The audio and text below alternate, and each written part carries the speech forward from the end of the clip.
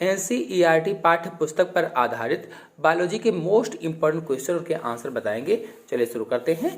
पहला क्वेश्चन है, उपापचय के दौरान सूक्ष्म जीव गैसों का निष्कासन करते हैं, उदाहरण सहित सिद्ध कीजिए। तो यदि आप लोग उपापचय के बारे में नहीं जानते हैं तो मेरे चैनल में फुल वीडियो अपलोडेड है, आप लोग जाकर के देख सकते हैं। फिर भी शॉर्टकट में जल्दी से आपको बता देते हैं कि उपापचय क्या होता है। तो सजीवों के शरीर में होने वाली सभी जैव रासायनिक क्रियाओं को संयुक्त रूप से उपापचय कहा जाता है, अथवा कहें तो जीव के भीतर होने वाली ऐसी रासायनिक क्रियाएं जो जीवन के लिए जरूरी होती हैं, आवश्यक होती हैं, उपापचय कहलाती हैं।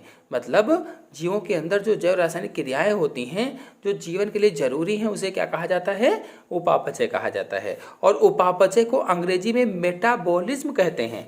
तो प्रश्न पूछा गया है कि उपापचय के दौरान सूक्ष्म जीव गैसों का निष्कासन करते हैं, उदाहरण सहित सिद्ध कीजिए। तो आंसर इसका होगा, बैक्टीरिया तथा कवकों में किण्वन का अवायवीय प्रक्रम होता है। यानी बैक्टीरिया और कवक में, बैक्टीरिया क्या है? जीवाणु, और कवक में, कवक कौन सा होगा? ईस्ट। तो जीवाणु और ईस्ट में किण्वन का अवायवीय प्रोसेस होता है, और इस प्रोसेस में ये CO2 मुक्त करते हैं, छोड़ते हैं। तो इससे संबंधित कुछ उदाहरण जैसे है, चीनी के किण्वन से एल्कोहल प्राप्त होता है और CO2 मुक्त होती है। फिर दूसरा है, इडली तथा डोसा बनाने में जो प्रयुक्त डफ होता है वो CO2 मुक्त होने के कारण फूला हुआ दिखाई देता है। अब आपको किण्वन क्या है नहीं पता होगा, तो किण्वन में जटिल कार्बनिक पदार्थ सूक्ष्म जीवों की हेल्प से सरल कार्बनिक पदार्थों में बदल जाते हैं। यानी जो जटिल कार्बनिक यौगिक होते हैं सूक्ष्म जीवों की सहायता से सरल यौगिकों में बदल जाते हैं, उसे ही किण्वन कहा जाता है। आते हैं नेक्स्ट क्वेश्चन पर, किस भोजन में लैक्टिक एसिड बैक्टीरिया मिलते हैं? इनके कुछ लाभप्रद उपयोगों का वर्णन कीजिए। यानी ऐसे आहार का नाम बताना है जिसमें लैक्टिक एसिड बैक्टीरिया पाए जाते हैं और उनके लाभ वाले उपयोग बताना है। तो लैक्टिक एसिड जो बैक्टीरिया होती है या LAB दही में पाया जाता है। जो लैक्टिक एसिड बैक्टीरिया है ये दही में पाया जाता है या दही में मिलता है, और इसके कुछ लाभदायक उपयोग जो है, लाभप्रद जो उपयोग हैं वो निम्नलिखित हैं। तो पहला है, यह दूध को दही में परिवर्तित कर देता है। यानी जो लैक्टिक एसिड बैक्टीरिया है दही में पाया जाता है और दूध को दही में बदलता है कह लीजिए, जिसका प्रयोग अनेक खाद्य पदार्थों को बनाने में किया जाता है। अब दही से हम लोग विभिन्न प्रकार के खाद्य पदार्थ बनाते हैं। फिर दूसरा है, लैक्टोबैसिलस बैक्टीरिया आमाशय में अनेक हानिकारक जीवाणुओं की वृद्धि को रोकता है। और जो लैक्टोबैसिलस बैक्टीरिया है, जो लैक्टोबैसिलस जीवाणु है, ये हमारे आमाशय में या स्टमक में अनेक हानिकारक जीवाणुओं की जो वृद्धि होती है उसको रोकता है, उनको बढ़ने नहीं देता है। नेक्स्ट क्वेश्चन है, कुछ पारंपरिक भारतीय आहार जो गेहूं, चावल तथा चना से बनते हैं उनमें सूक्ष्म जीवों का प्रयोग शामिल हो, उनके नाम बताना है। यानी सूक्ष्म जीवों का प्रयोग उनमें हो ऐसे पारंपरिक आहारों के नाम बताना है जो गेहूं, चावल और चना से बनते हैं। तो गेहूं से बने उत्पाद में जिनमें सूक्ष्म जीवों का प्रयोग होता है, जैसे डबल रोटी है, केक है, ये जो माइक्रोब्स से की हेल्प से बनते हैं, तो डबल रोटी और केक हो गया। दूसरा है, चावल से बने उत्पाद जिनमें सूक्ष्म जीवों का प्रयोग होता है, तो इडली डोसा, इडली डोसा चावल से बनता है और सूक्ष्म जीवों का इसमें प्रयोग होता है। फिर तीसरा है, बंगाली चावल से बने उत्पाद जिसमें सूक्ष्म जीवों का प्रयोग होता है, ढोकला और खांडवी, ढोकला और खांडवी। तो कुल मिलाकर के सूक्ष्म जीवों के प्रयोग से बनने वाले भारतीय आहार हैं, गेहूं से बने खाद्य पदार्थ, भटूरा है, जलेबी है, डबल रोटी है, केक है, ये आप सब बता सकते हैं। और चावल से बने खाद्य पदार्थों में डोसा बता सकते हैं, इडली बता सकते हैं, उत्पम बता सकते हैं, बहुत सारे होते हैं। ऐसे ही चने से बने खाद्य पदार्थ भी आप बता सकते हैं, ढोकला, पकौड़ा आदि सब क्या है? चने से बने पदार्थ होते हैं। आते हैं नेक्स्ट क्वेश्चन पर, हानिप्रद जीवाणु द्वारा उत्पन्न होने वाले रोगों के नियंत्रण में किस प्रकार सूक्ष्मजीव महत्वपूर्ण भूमिका निभाते हैं? हानिप्रद जीवाणु यानी ऐसे हानिकारक जीवाणु जो है उनके द्वारा जो उत्पन्न होने वाले रोग होते हैं उनको नियंत्रित करने में, उनको कंट्रोल करने में सूक्ष्मजीव किस प्रकार भूमिका निभाते हैं? तो कुछ सूक्ष्म जीवों का प्रयोग औषधियां बनाने में किया जाता है। यानी ऐसे माइक्रो ऑर्गेनिज्म हैं जिनका प्रयोग औषधियों को बनाने में किया जाता है, मेडिसिन बनाने में किया जाता है, और ये औषधियां प्रतिजैविक कहलाती हैं। या कह लीजिए कि इन्हें ही एंटीबायोटिक कहा जाता है। अगर आपसे पूछा जाए प्रतिजैविक क्या है तो आप क्या बताएंगे कि कुछ जीवाणु से उत्पन्न जो रासायनिक पदार्थ होते हैं वो दूसरी प्रजाति के जीवाणुओं और सूक्ष्मजीवों की वृद्धि एवं उपापचय क्रियाओं को बाधित करते हैं, और इन्हीं पदार्थों को क्या कहा जाता है, एंटीबायोटिक कहा जाता है। तो ये तो हुई एंटीबायोटिक किसे कहते हैं। अब ये औषधियां अधिकांश रोगाणुओं के प्रति बहुत प्रभावी होती हैं। जो ये औषधियां हैं एंटीबायोटिक हैं, ये बहुत से रोगाणुओं के प्रति, पैथोजेंस के प्रति प्रभावी होती हैं। इस प्रकार से सूक्ष्मजीव हानिकारक जीवाणुओं द्वारा नष्ट होने वाले रोगों को, जैसे निमोनिया, डिप्थीरिया, तपेदिक, टाइफाइड आदि को नियंत्रित करने में महत्वपूर्ण भूमिका निभाते हैं। मतलब जीवाणु द्वारा जो उत्पन्न रोग हैं, निमोनिया हो, चाहे डिप्थीरिया हो, तपेदिक हो, टाइफाइड हो आदि, ये बैक्टीरिया को एंटीबायोटिक के द्वारा नष्ट किया जाता है। यानी इनको किससे नष्ट करते हैं, एंटीबायोटिक के द्वारा। और आपको बता दें कि कुछ बैक्टीरिया द्वारा जैसे चेचक, हैजा आदि अनेक रोगों से बचने के लिए वैक्सीन भी बनाए जाते हैं। नेक्स्ट क्वेश्चन है, किन्हीं 2 कवक प्रजातियों के नाम लिखिए जिनका प्रयोग प्रतिजैविकों के उत्पादन में किया जाता है। यानी ऐसे 2 कवक प्रजातियों के नाम बताना है जिनका प्रयोग एंटीबायोटिक के उत्पादन में किया जाता है, एंटीबायोटिक को बनाने में किया जाता है। तो पहला है पेनिसिलियम नॉटेटम। पेनिसिलियम नॉटेटम, पेनिसिलिन नामक प्रतिजैविक प्राप्त किया जाता है इससे। पेनिसिलियम नॉटेटम से पेनिसिलिन बनाई जाती है। और दूसरा है पेनिसिलियम ग्राइसोफिल्विन। ग्राइसियोफिल्विन, इससे पेनिसिलिन नामक प्रतिजैविक प्राप्त किया जाता है, दोनों से।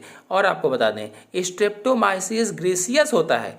स्ट्रेप्टोमाइसिस ग्रीसियस से स्ट्रेप्टोमाइसिन बनाया जाता है। तो ये हो जाएंगे इसका आंसर। नेक्स्ट क्वेश्चन है, वहित मल से आप क्या समझते हैं और वहित मल हमारे लिए किस प्रकार से हानिकारक है।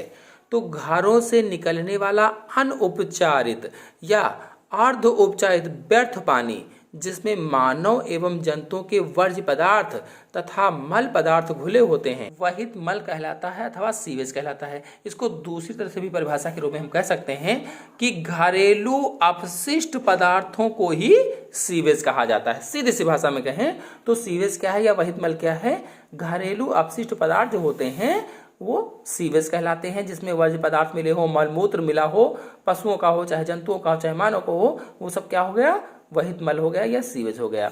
तो यह हमारे लिए हानिकारक होता है क्योंकि इसमें अनेक हानिकारक जीवाणु उपस्थित होते हैं, यानी हानिकारक बैक्टीरिया होते हैं इसमें, इसलिए ये हमारे लिए हानिकारक है।